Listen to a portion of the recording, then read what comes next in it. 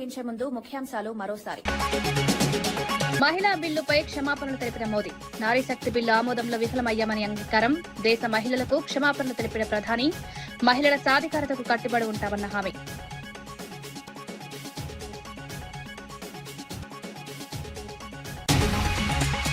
జలధార జలహారతిపై CM Chandrababu సమీక్ష. భూగర్భ జలాల పెంపుకు చర్యల ఆదేశం. అన్నమయ్య జిల్లా మోడల్ అమలు చేయాలని సూచన. వ్యవసాయానికి దీర్ఘకాల ప్రయోజనాలపై దృష్టి.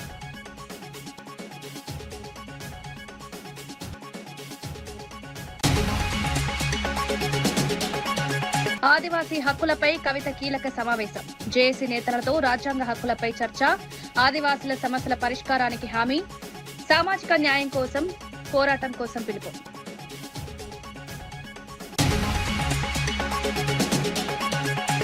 కాంగ్రెస్ అవినీతిపై హరీష్ రావు ఘాటు ఆరోపణలు. దొరికినంత దోచుకుంటున్నారంటూ ప్రభుత్వంపై విమర్శ. కమిషన్లు దద్దాలతో ప్రజాధనం దుర్వినియోగం. అవినీతి బయటపెడతామని హెచ్చరిక.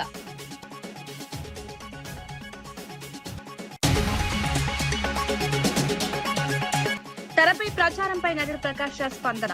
యాంటీ హిందూ ప్రచారం జరుగుతోందని ఆరోపణ. అన్ని మతాలను గౌరవిస్తారన్న ప్రకాష్ రాజ్. మతం పేరుతో ద్వేష రాజకీయాలను ఖండించిన నటుడు.